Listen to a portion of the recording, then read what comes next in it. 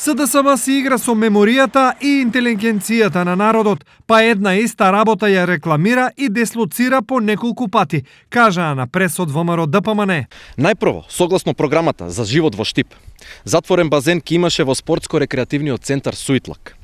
Со грабањето на власта таа изјава се промени и дури се издаде и одобрение за градење во склоп на основното училиште Димитар Влахов. За половина година се промени и таа одлука и се одлучи базенот да се стационира во салата Јордан Мијалков. Но очигледно и таа локација не била конечна, па вчера лично од градоначалникот дознавме дека затворен базен ки имаме во населбата Деснаци.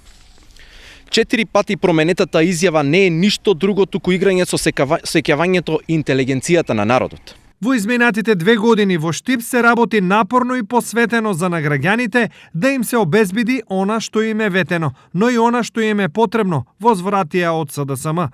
Јасно е дека паниката во редовите на ВМРО ДПМН е голема, заради тоа што луѓето кои што имаа можност претходно 8 години да бидат локална и 10 години да бидат централна власт, ниту шајка не закова во Штип. Изградбата на новиот покриен базен започнува недалава, а објектот кој ќе биде изграден е современ и енергетски ефикасен.